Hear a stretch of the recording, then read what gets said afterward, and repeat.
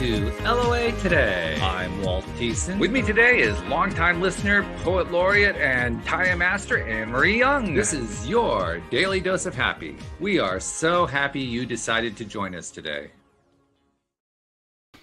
Indeed we are, and we are especially privileged because we have a special guest joining us today. Her name is Emma DiGallo, and she is the host of Emma's Universe, a podcast that I encountered when we actually met on a website called Audrey, and I read about her podcast. I thought, that's pretty cool, and I contacted her, and she checked mine out. She said, that's pretty cool. So we figured, well, let's do some shows with each other, and that's what led to her being on the show with us today. So Emma, hello. Thank you for joining us. How are you doing today? It's an honor to be here with both of you, Walt and Anne-Marie. So I'm excited to be here. It's wonderful. We're glad to have for you. Monday. Yeah, well, it's a moment in time that we're all going to enjoy, I'm sure. And I know that we have plenty to talk about. I want to start off by just asking you a question that you started to ask us before we started the show, but you didn't allow us to answer it. I'm going to ask you the question instead. The question is, how did you start Emma's Universe? How did all that get going? Well, after several years of tiptoeing to have my own business, it was on part of my actually quote unquote groceries list, or you can call it a vision board. You can collect your intentions, and it was part of it. So I started with creating my business. Then I went from the blog, and I'm like, oh, I have to put this on the list. And true story, a day in February a few years ago, I was in a kitchen. And wintertime. So just letting you know, wintertime here in Minnesota, it's about -20. So you do not open the windows. But I heard that page that is in the kitchen with my groceries list, quote unquote, turn around, and I was cooking, turn around. And I'm like, okay, let's see what's going on with that little list of mine. And the first thing that came to me when I looked at it was podcast. And I'm like, okay, universe, time for me to do my podcast. So stopped the cooking, went straight to the office. And I didn't, because I don't know at that point, I didn't know how to do a podcast. I had no idea what I needed. So just Googled it, believe it or not.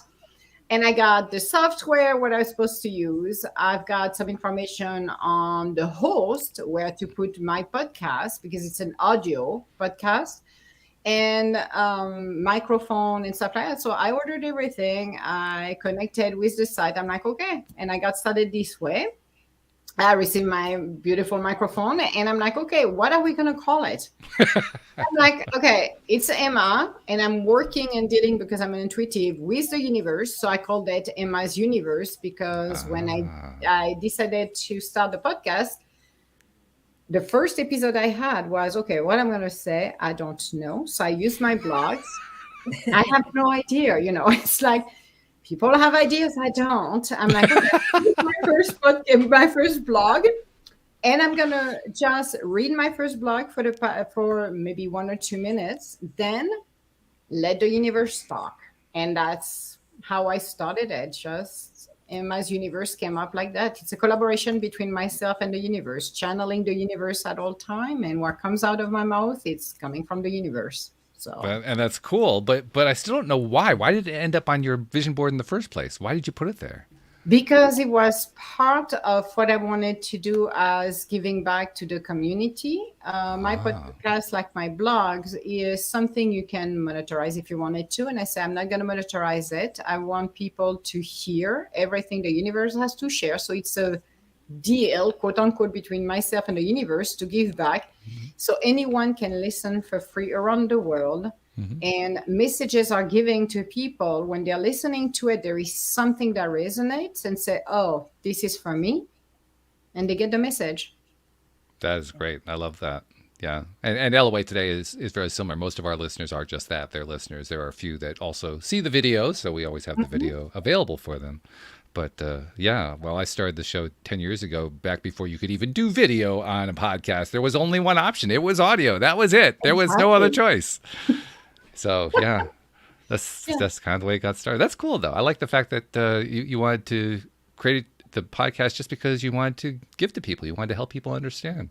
And I still keep my deal with the universe, and I don't monetize it. I don't make people pay to listen to it, because I feel that it will limit the listeners, and it needs to reach out to everybody. So I've been doing it. I put myself on Twitters, on social media, because I didn't want it to be on social media, but I use social media to actually post my episodes, and it took off from there. That's really, really cool. I like that. How long ago did you start it? I started in 2017, 2018. So it was 4 or 5 years ago. Yeah. Yeah. And it's very interesting to look at the statistic, because with no advertising, no marketing, I have over 80 countries listening to me. Isn't that fun to know that you're reaching that many people? It's amazing. It's flabbergasting. When I started to look at it, I was laughing. I could not stop. I said, seriously? I'm like, how did they know me? I don't advertise.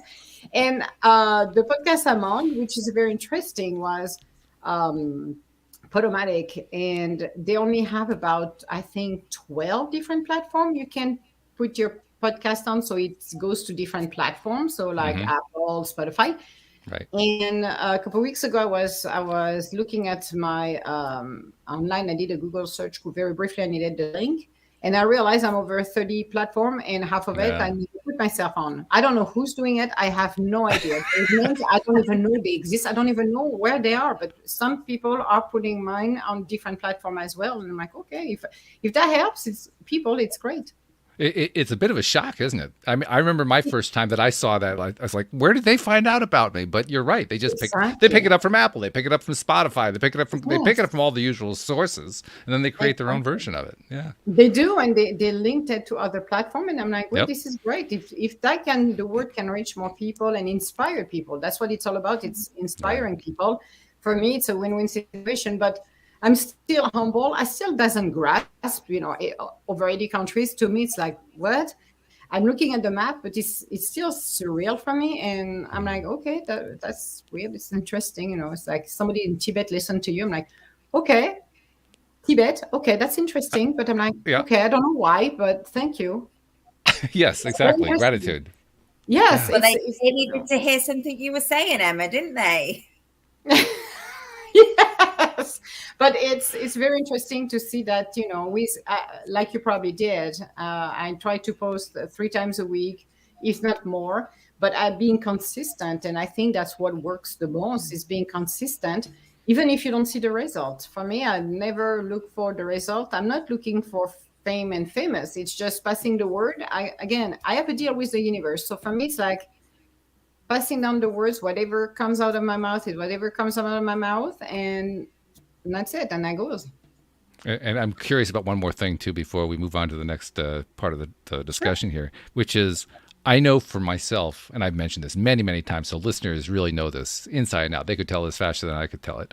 But I know that the reason I really kept going with this is I loved it so much. Yes, I actually, my motivation for starting off was because I was caught up. My business got wiped out by the 2008 financial crisis, and I was floundering, and I was trying to survive, and I couldn't even afford to hire a coach. So I figured, well, I'll start a podcast and I can get coached for free, which worked beautifully.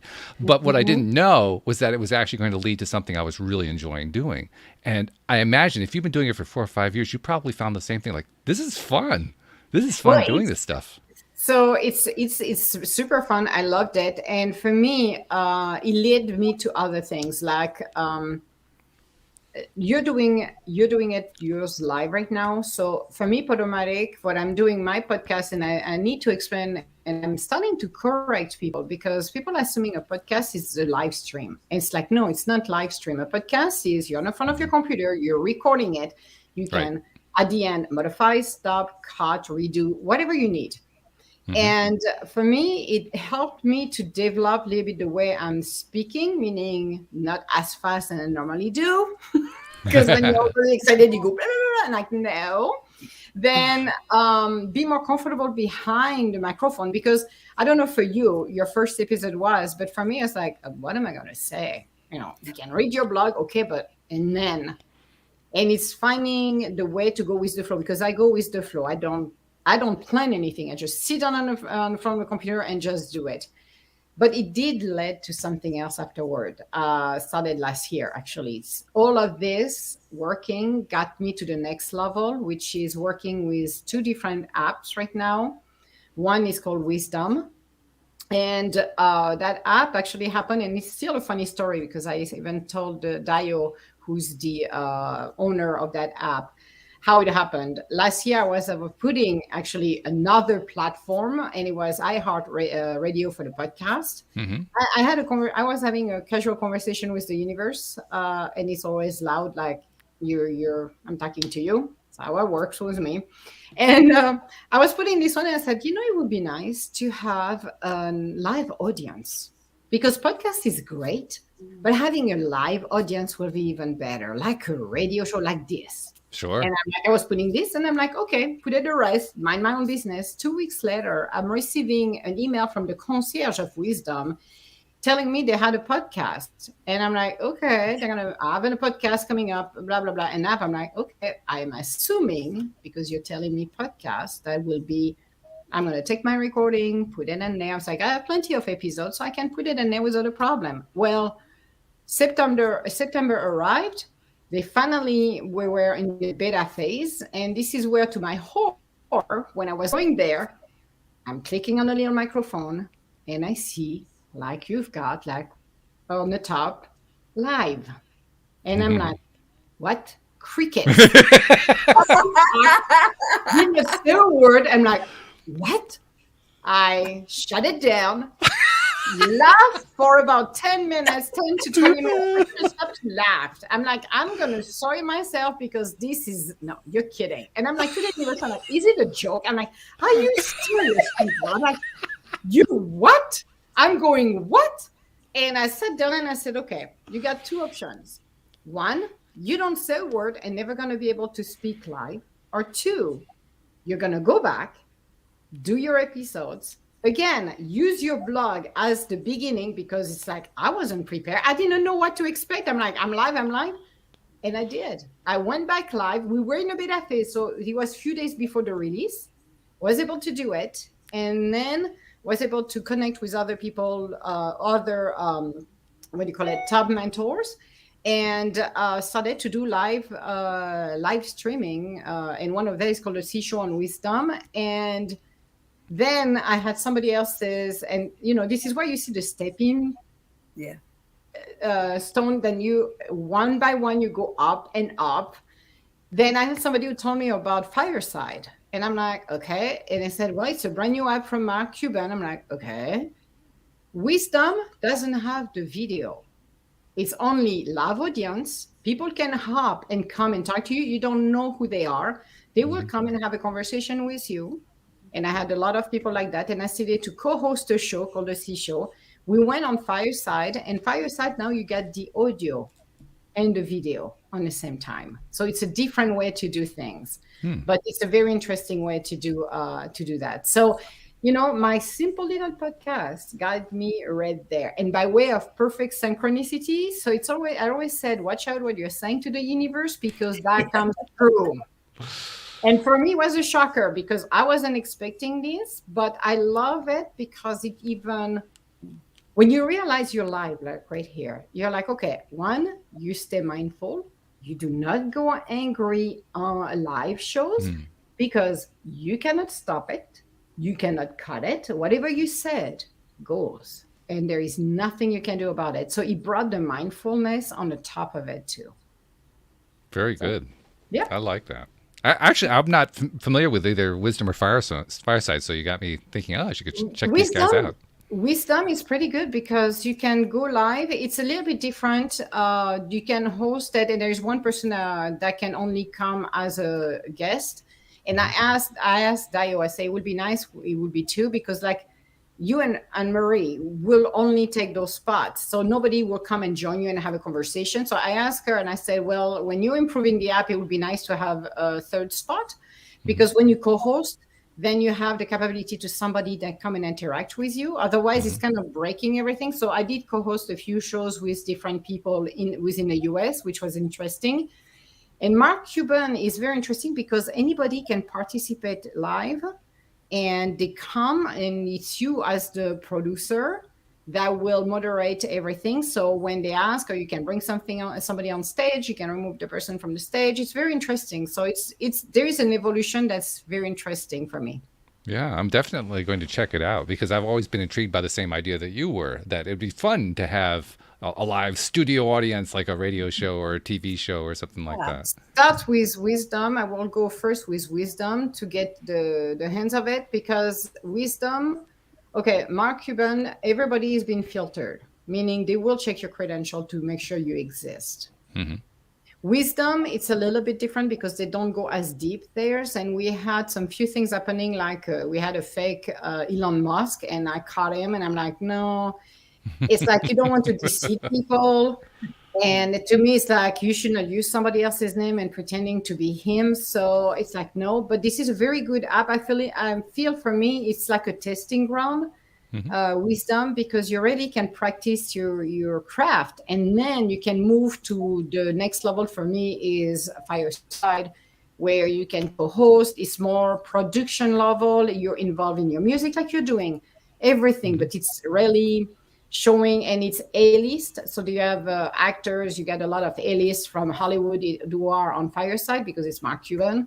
So, but it's a very good app. It's very, very interesting to be live for an hour, and very good app. So it's very interesting. For me, I would have never believed wisdom existed last year, in the middle of last year. I would never believe that, but way of perfect synchronicity. So it's still learning, and you can see communication-wise how well, by working with people live, because I got some very interesting individuals that came live on wisdom, and the way to handle them, to end a conversation, it's an art. It's very interesting. Yeah. Mm-hmm. Anne-Marie, I keep thinking about, I've been doing the show for 10 years. You've been doing it with me for the last year or so. And it's fun. We enjoy it. We love talking with each other each week. I like talking with my other co-hosts as well. We love having the guests on. But there's always that one extra element of how do you engage the audience directly, and we get the live streamers who comment, and that's always fun too. But every once in a while, I just think, wouldn't it be great if I could just bring like do the old thing that the TV hosts on the old talk shows used to do? They go out in the audience with a mic, and they walk up to somebody who's sitting in the audience and put the mic to his mouth and start talking to him. There's something fun about that, right? It is fun. It is fun. And with wisdom, to be honest with you, at the beginning, for about a month and a half, nobody would come on stage. I don't know. It's maybe they were shy. I don't know if they were interested about. Excuse me, my dogs. Well, they wanted to be on the show too. See, they're trying to figure out how do you get pulled onto the show. Wants to be on the show, absolutely. But it was very interesting because for the first month and a half, nobody were talking to me on wisdom, or because you can pop anytime you want. You see when there is somebody who wants to pop as a guest. And then people started to talk, because it depends on the topic as well. And me, I'm talking about the universe. I have messages to pass. I have oracle cards from Colette Baron Reid, so I'm using one of them to just give the forecast of the energy and get the topics going. But it's very interesting when you have people coming, and for me, you have a timer. So I used the timer for an hour instead of 15 minutes, because I always felt that when you got somebody coming as a guest, you don't want to pressure people. It's very difficult when you have to say something to combine in like 15 minutes. And I put it for an hour. So a lot of people feel more comfortable to speak with me for over an hour, even though they say I'm going to be here for 5 minutes. And an hour later I say, oh, that's been an hour you've been with me. But it's interesting because it happened, and I think the longest I've been live on Wisdom was about 6 hours, over 6.5 hours. Wow. With 6 different individuals. Wow. That's so intense. Anne-Marie, you are in UK, be ready for the next day. If that comes and you're doing it, be ready for that. But it's very interesting when you have, communication with people you would never talk to, or I don't know, it's very interesting because I'm using that practice in my life as well. So I can go to a grocery store or anywhere and strike a conversation with anybody, and we can have a good laugh, and I walk away and I'm laughing. I'm like, well, I don't know that person, but I had a great conversation with that person. So it's being able to talk to anybody and be comfortable, and people will approach you because like you have been doing it for 10 years. So I'm sure people come easily to you. The same with you, Anne-Marie. You probably saw the difference between the beginning when you started to now. People are more confident to approach you for some unknown reason because they know you. I don't know. They feel something comfortable. I would say I've pretty much always been like that. I will literally talk to anybody. I drive my family crazy. They'll be like, "Who's Mummy talking to?" I don't know who that is. They're like, "Mummy, who's that?" I don't know, just talking to someone. So yeah, that's never been a problem for me. Okay. Well, plus in a sense, Anne-Marie, you are my equivalent to Wisdom because you were a listener who became a podcast host. That's what I was going to say. Yeah, a live audience definitely sounds so much fun because it's nice when we get the comments and the questions in the live stream. Mm-hmm. But how many of your co-hosts are listeners? Because I still listen to all the shows. Yeah. Well, and it's fun that way. It depends on the day too. It's like I like to keep a schedule. I did the same with my original podcast. You keep a schedule. So at the beginning, when you start, you may be going to have 1, 2, 3 different people coming. And like me, what I did on Wisdom, and I do once a while because I'm not as much on Wisdom than I would love to. But what I do is when I have a lot of new people who come in and they said, "Oh, I came and stumbled upon that app. And you're the first person I talk to." And I'm like, "Okay, well, here's your challenge. You're going to need to start your own show." And they're like, "What?" And I said, "Yes, everybody has a story to share and tell." And I said, communication wise, it's a great tool to be able to communicate. Like you two, you don't have any issue to communicate. You have been doing it for so long, Walt and Anne-Marie, like you said, you're very comfortable and your communication level is outstanding. But for people who have never been able to speak up, then they can start and they're going to learn as they're practicing. And I encourage everybody. So what I do is not only I encourage people, but because I have a set of followers on Wisdom, then the followers will know where I am somewhere. So when somebody starts and I'm sitting on their show, then people will come and I will be on stage with them. So people will come and listen to them. So I encourage to do that as well. It's not about me. It's about everybody else's to be able to master the communication skills. Well, you're also helping people to overcome the number one fear, which is the fear of public speaking. Yes. That's you're giving them an easy way to overcome that fear, assuming that they actually want to overcome it. Not everybody would want to overcome it, but some people do, and you're helping them do that. That's cool. Yes, and I felt it's a great way for people. It's that app is free. Everybody can use it. I believe it is in the UK. I think it is in the UK. I believe so. But it's just a great app to just practice to communicate, and it changed. I would say even with my podcast, I felt there was a change in my communication level as well, and it's evolving in a good way. So thank God he would be in trouble. Otherwise, I'd be in trouble if he wasn't. But it's very interesting to continue to practice. I think the biggest skill set is communication, how to communicate with each other. And practicing, I use it as my grounding and my testing ground. And I love it because it's very comfortable. And face people you don't know. You never know who's going to pop in. So you don't even know who's coming in when you're welcoming people, which is even more interesting. Exactly. And I have learned so much in this last year.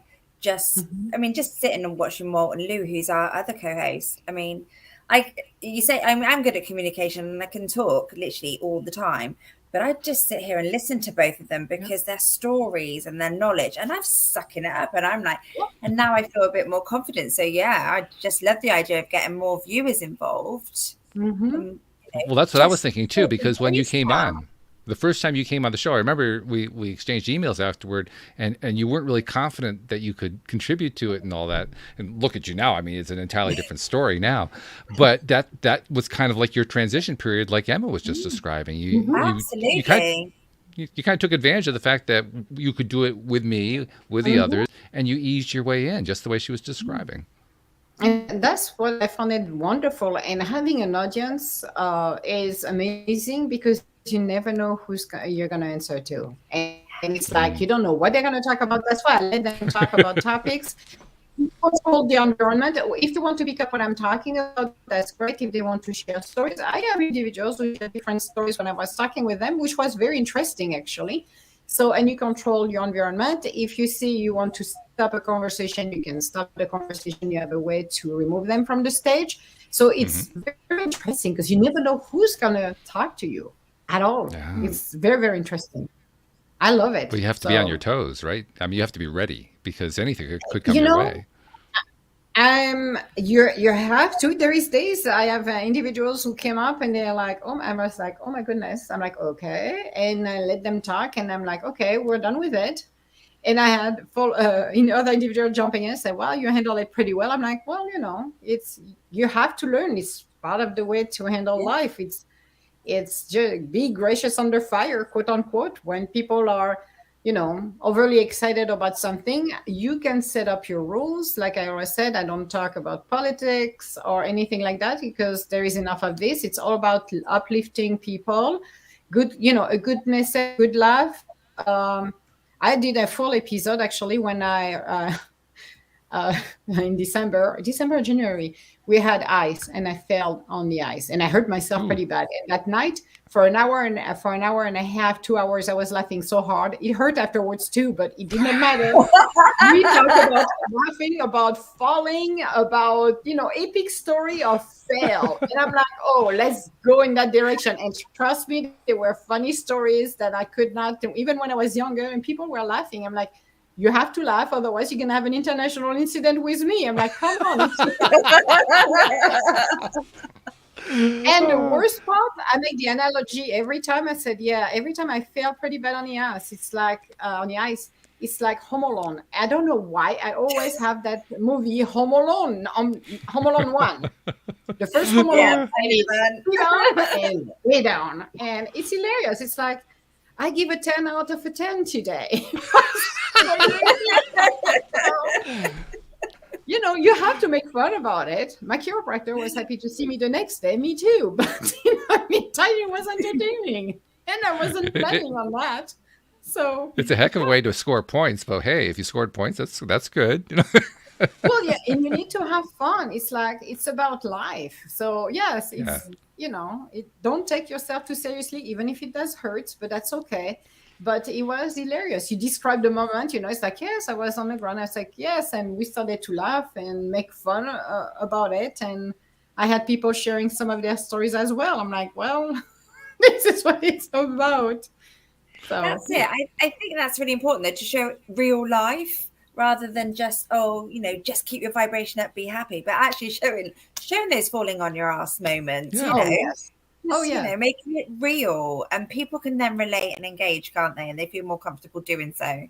Well, even as an intuitive, it's beautiful to talk about how you can raise your vibration higher. But I'm sorry, not every day is roses and bonbons, and I would be hypocritical if I'm saying everything is beautiful in my day every day. I'm like, no, it doesn't.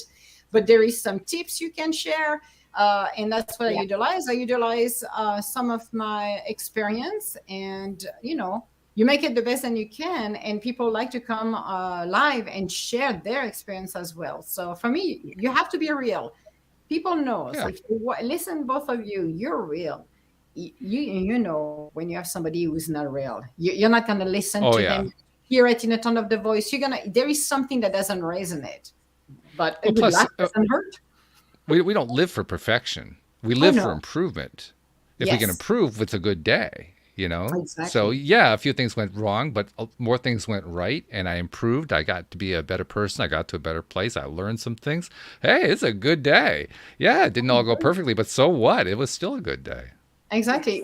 I always said we're students of life, and we're learning every day. I'm maybe a master in my field, but I'm still a student of life because I still have to continue to learn. And that's what I love. It's the concept of, well, today I'm on cloud 9. Tomorrow I will be under the wave trying to paddle up. And I'm like, okay, let's try to find the silver lining and get going. But that's part of life. It's part of, the human experience. Spirit first, human next. It's beautiful that you're sharing how to manage those moments so that people can get that joy. So, I love that. That's really good. I'm reminded also of it. Yeah, go ahead. I'm sorry. I was just going to say, I'm reminded of an interview that I had last week. Sam Page did it with me. And the guest that we had was, he was a perpetual hot button pusher. He was always looking for buttons to push. He was trying to start arguments. He was trying to get fights going. And it was a real challenge. I kind of thought about that when you were talking about how anybody can come up on the Wisdom and Fireside. I actually never really know what's going to happen there. And it was a challenge for me. I can't say it was the most fun interview I ever did. But like I said to Sam afterward, when we were chatting via text message, I said, hey, I really got to practice my verbal jujitsu skills. I know. Isn't it awesome? It feels better because you're like, you're staying calm under fires, and you're just like, yes, I do. Right. And wisdom, I think, because fireside is different, but wisdom, this is where you're going to be challenged. I have individuals. One of them last time, I did not even brought him on board as a guest. I was like, no, I'm not, because it was a little too much the time before. I tried to push my envelopes. And I'm like, okay. I said, at the end, I said, you do realize I can drop you off. And he's like, oh, I dare you, I dare you. I'm like, okay, you dare me. Bing. Well, you asked for it. I mean, come on.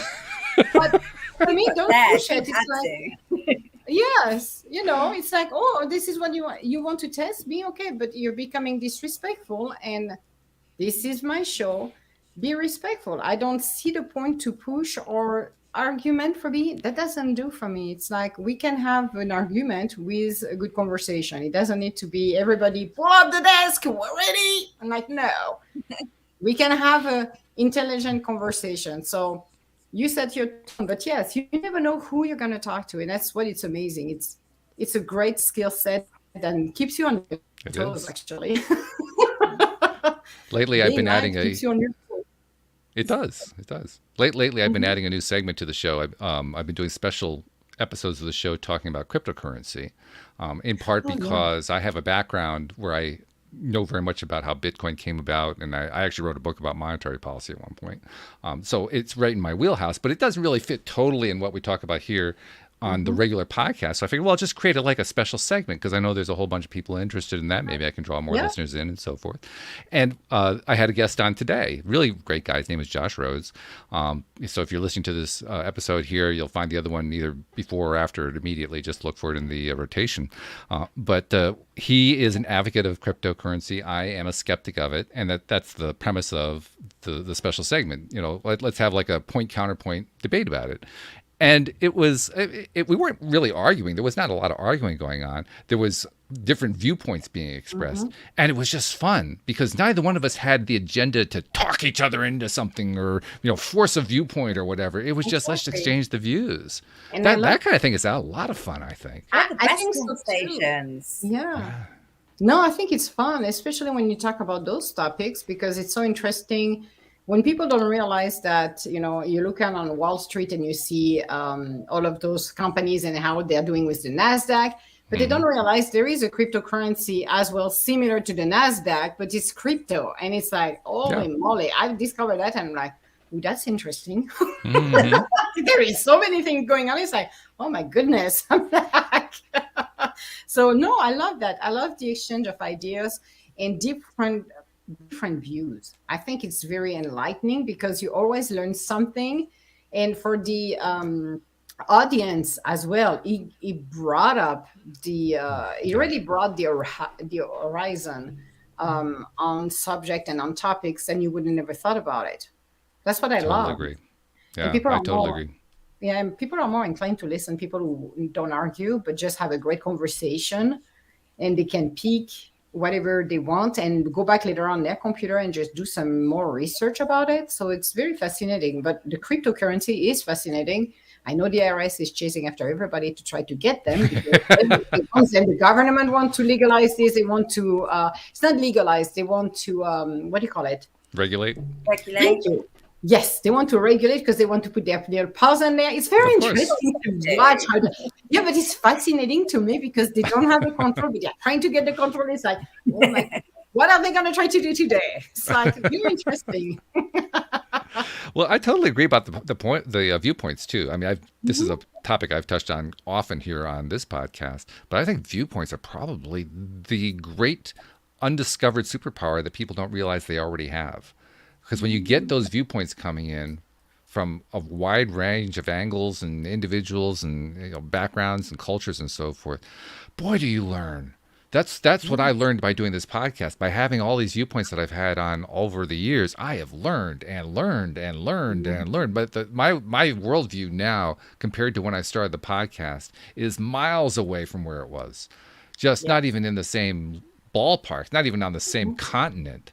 It's very, very, very big growth curve that I've gone through. And I actually have had many listeners, send me emails or whatever saying, I love watching you grow on the show. Yeah, it's amazing. Yeah, I think you're one of them, actually, Anne-Marie. I think you actually wrote me an email like that at one point. So, I can see the last couple of years alone is just phenomenal. It's great. It's fun. This is what I love, because it's like, it reminds me of a soap on TV, and you're like, the first episode, their pilot is like nobody's comfortable, but you go to episode 50, then they're all going all comfortable. We're the same way. I'm laughing. I'm like, yes.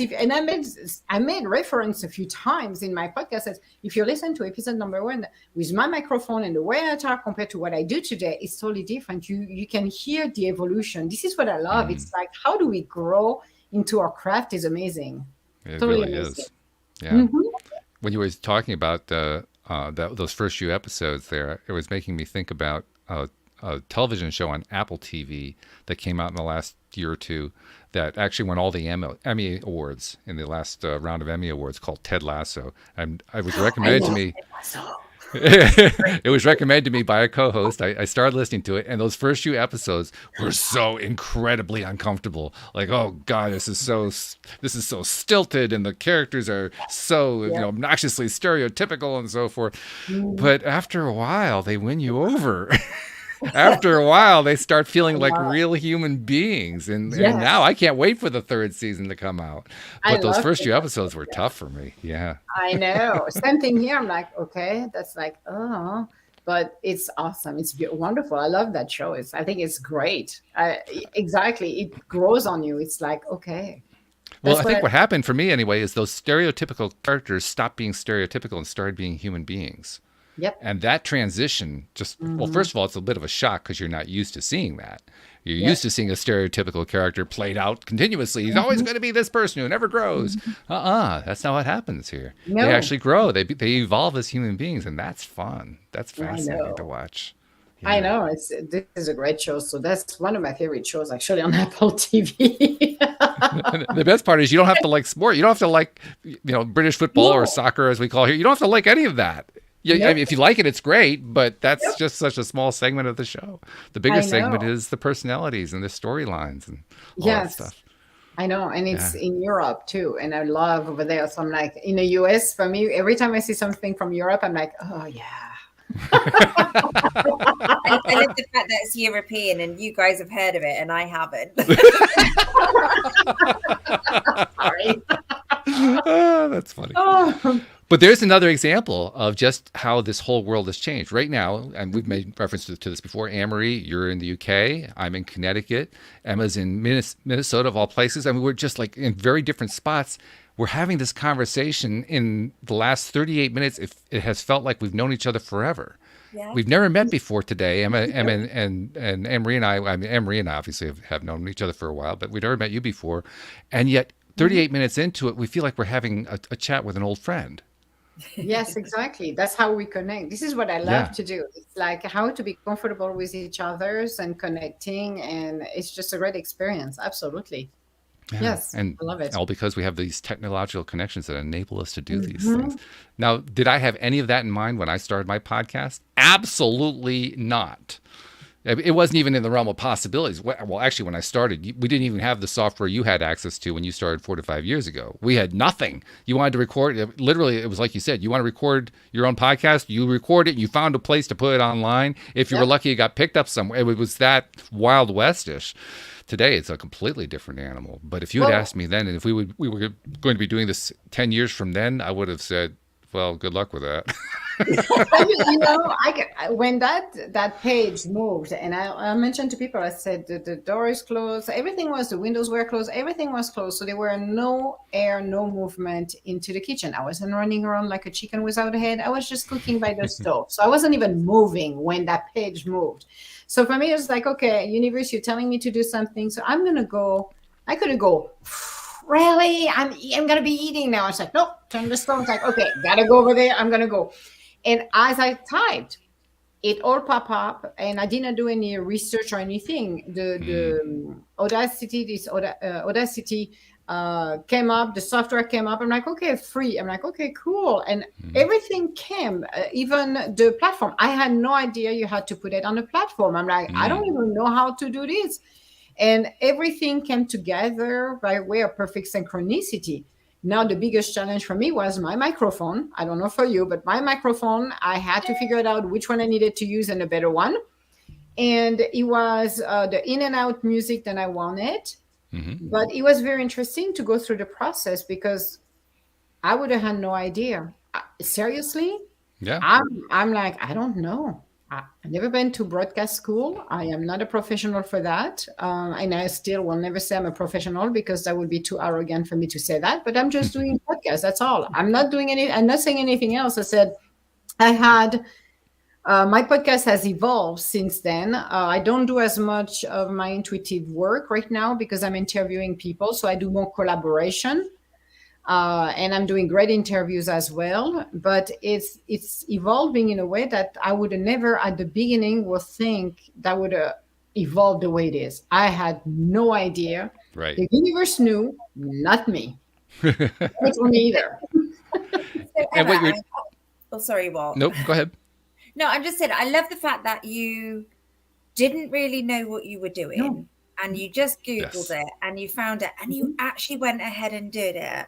I mean, that just to me sounds terrifying. So many of us want to do something, but that fear stops us from doing it.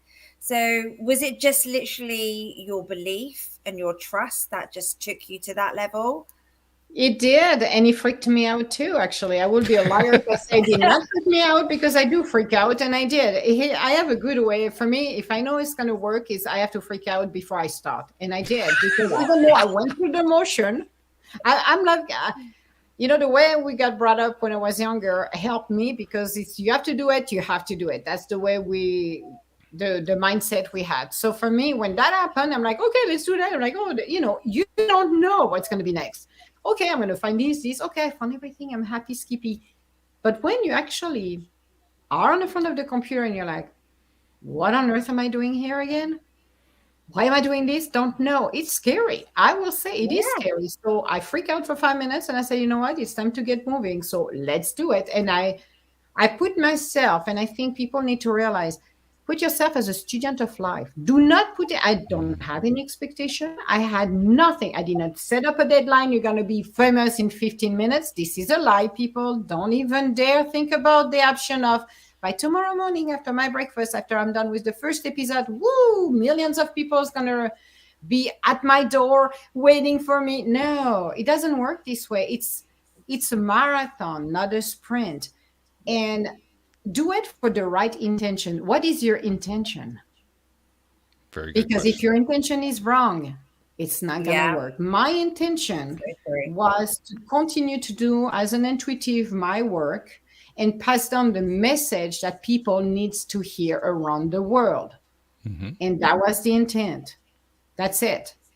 I said, I'm not looking for fame and fortune and I'm going to be the next Kim Kardashian or whatever I've named popular, big names. But I did what I was supposed to do because that's what I'm supposed to do. That's it.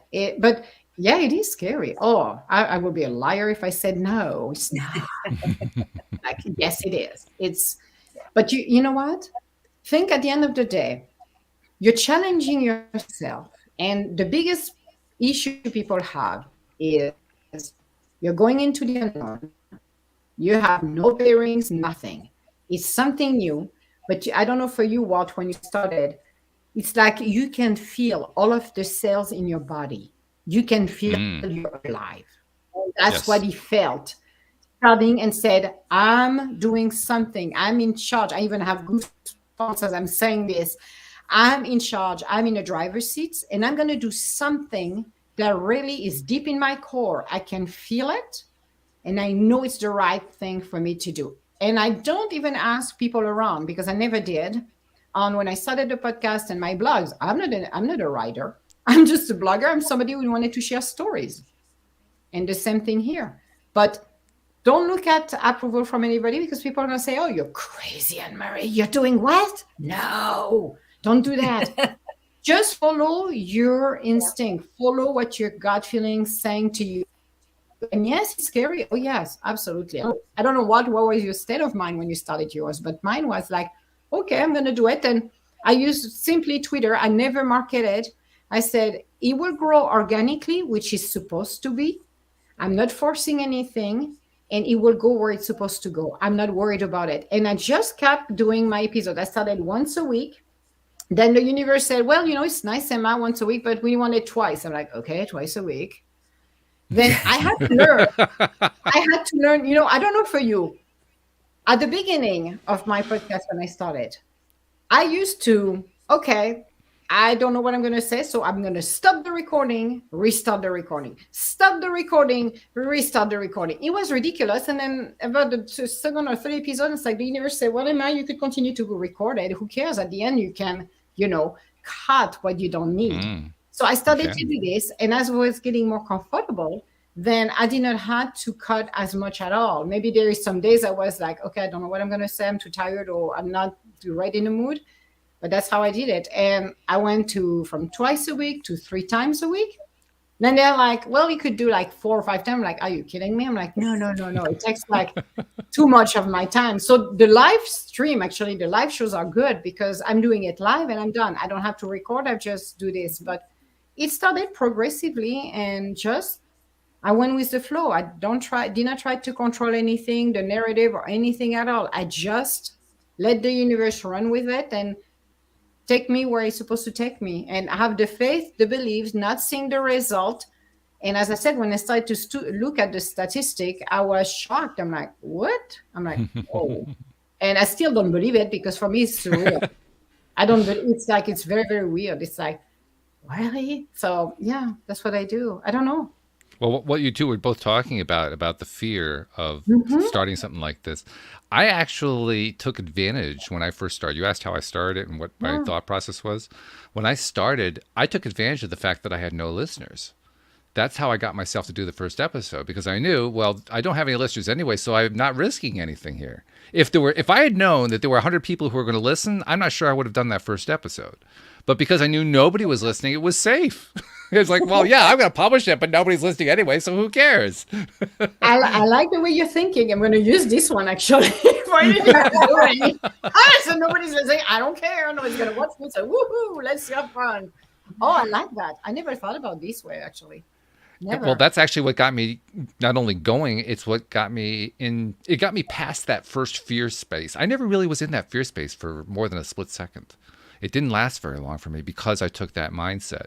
And then almost instantly, from the first episode, well, I've told this story many times. My first episode, we lost the first 20 minutes. My wife and I did the episode together. We did it on our 13th wedding anniversary.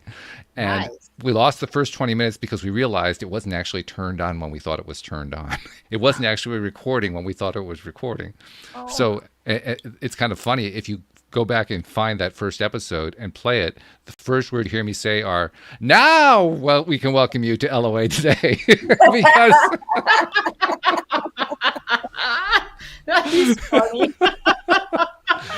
But my point is, we had this big flub up there. And because I went at it with the attitude, well, no one's listening anyway, it didn't matter. Yes. So really from day one, my biggest issue was, well, how do I make this technology work better? Yep. And within a couple, 3 episodes, my second episode was horribly distorted sounding, so that didn't come out really great, but at least I got past that one. By the 3rd episode, I was doing my first interview, and it was a fun interview. It was with a gentleman who had made his fortune in life when from a very young age, he decided he was going to get involved in the creation of jewelry with real diamonds. He was going to become a jewelry designer. He was going to be basically a craft designer before craft design became a thing. Wow. He was one of the forerunners of that. And he ended up creating this very, very successful business, became a multimillionaire out of it, the whole thing. So he basically told his story. And once I heard that on the third episode, actually, I think it was the fourth episode, it was, why would I want to stop at this point?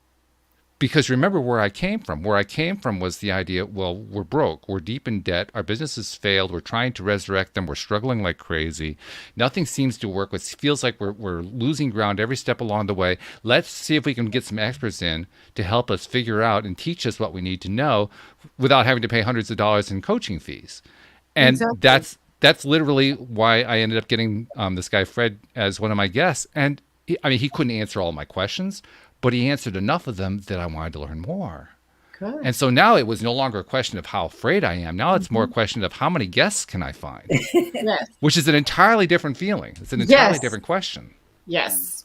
And yeah, because for me, I started solo and I just started in 2020 because of Audrey. I started to do collaboration because I was doing my solo, and then I started to enjoy the collaboration because I brought people in. Not as much as I got interviewed. It was more people coming in for the collaboration.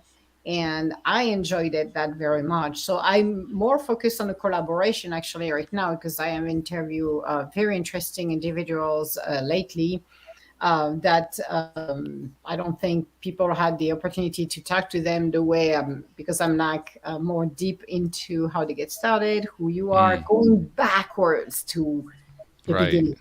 And it's very, very interesting. But my first years of podcasts were just me and my microphone.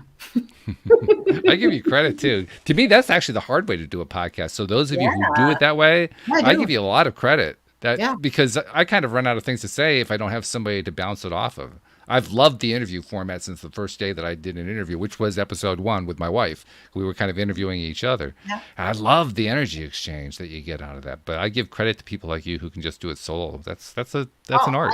I just, I can sit down anywhere. I just have, I'm connected with the universe. So I just, that's why I use some of my oracle cards. Once in a while, I picked up one and say, oh, we're talking about leadership. Let's have a conversation about leadership. Then we'll see what else we'll talk about. And it comes automatically out of my mouth, and it's quite funny. And I have stories to share. As I said, I always have something funny to share in between. It's like, oh my God, it's like having fun. But yes, I started mine. It was by myself. So it's very interesting. It's very challenging, like you said. You just have to relax, not focus on anything, get your little groove. And then at the beginning, I was like, okay, I'm going to go a little dance. I'm going to go relax. Candle on, feels good. And then after a while, it's like, okay, candles on. We're ready to go, universe. Everybody ready? We're ready.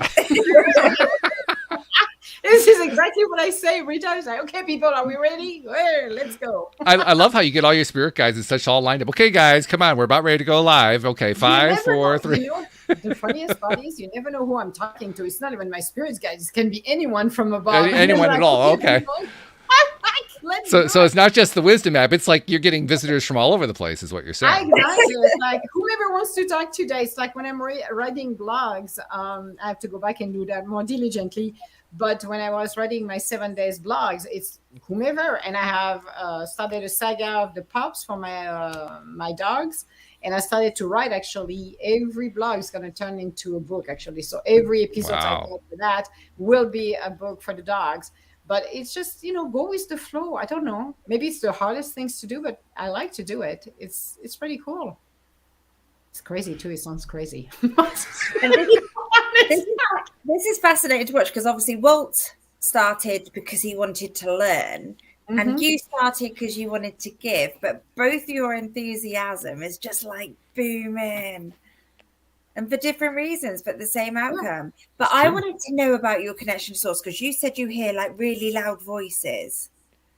I don't get that. I feel things. So I just like intrigued about what do you hear? Oh, it depends who's whispering and it depends what's coming out of my mouth because I can hear, see, feel, smell. So I got all of smell? This. Really? Yes. What does spirit smell like? I mean, there's a song about that, but that's another thing. Depends on the spirit. Depends when I do, and I don't do readings, or I do maybe for a couple of my clients, but not as I used to.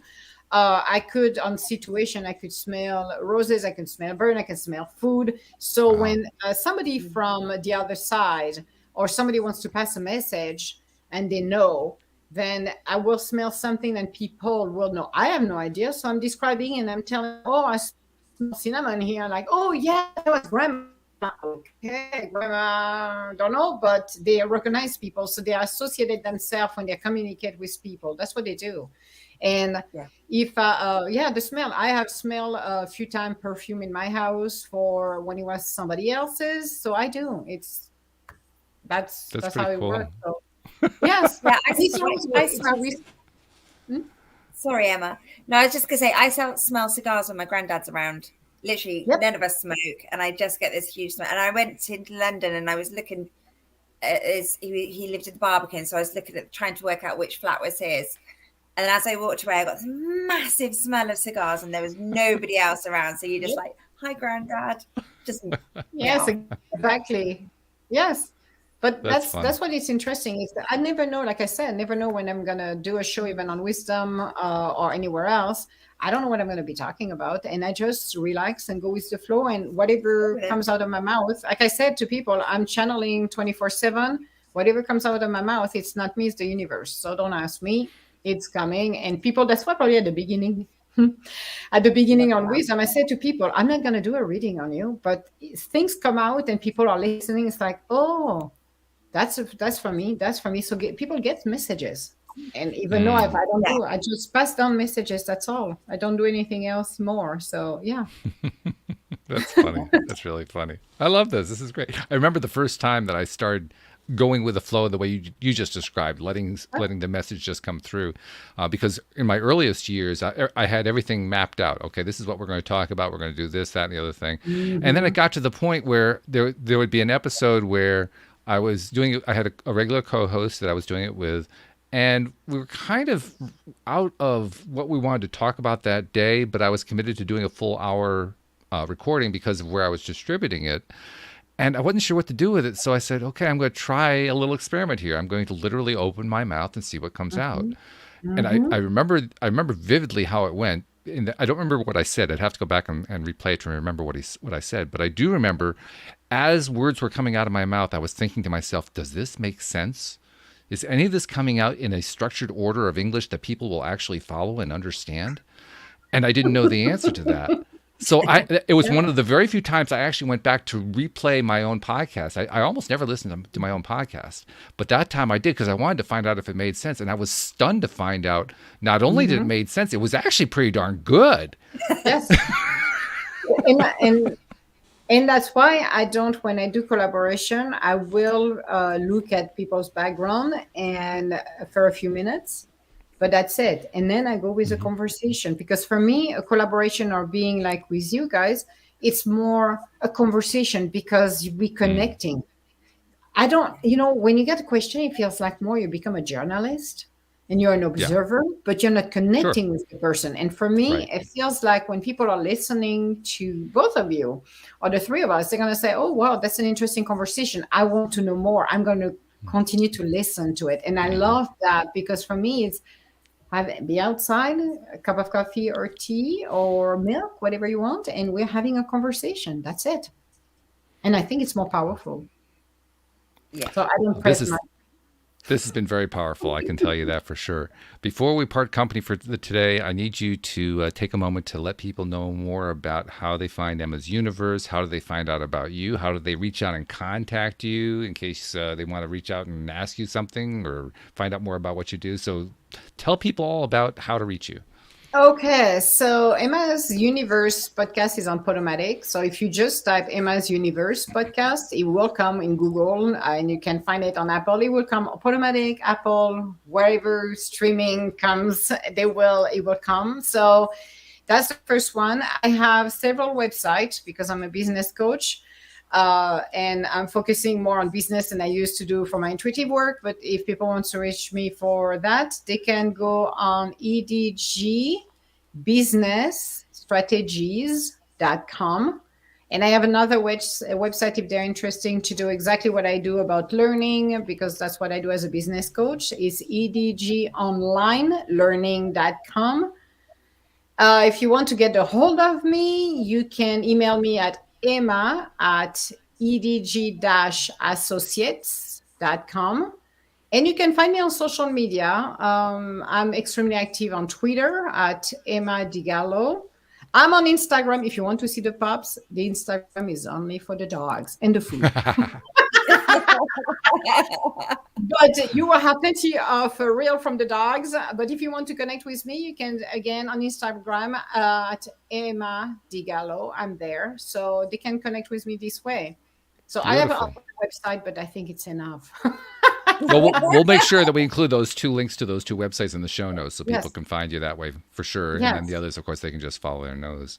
But this has been great. Thank you so much for joining us today. This has been a wonderful conversation. I know. And maybe you should let them know, too. We have conversation part 2 coming in June. That's true. We need to mention that. And That's that will be true. that will be on my podcast. It's not going to be live stream. Unless we do maybe we could do a fireside, actually. Maybe we could connect and do a fireside with both of you. Sure. We could do directly one show on fireside. But I just invited Walt and Anne-Marie because we're going to do part 2 on my podcast. And we're looking forward to it. Yeah. So it's going to be fun. So yes. Oh, absolutely. It was a pleasure to speaking with both of you. Love it. Thank you so much. We're going to make sure that we take the links for that too. We'll provide links on our various channels so that people can find it and listen to it. Because everybody should be a part of it. It will. Oh, yes. So, Emma, thank you very much for joining us. And Anne-Marie, as usual, has been wonderful. So thank you very much for your contributions. And thank you very much to all of our podcast listeners everywhere. We'll see you all next time here on LOA Today. Goodbye, everybody. Goodbye.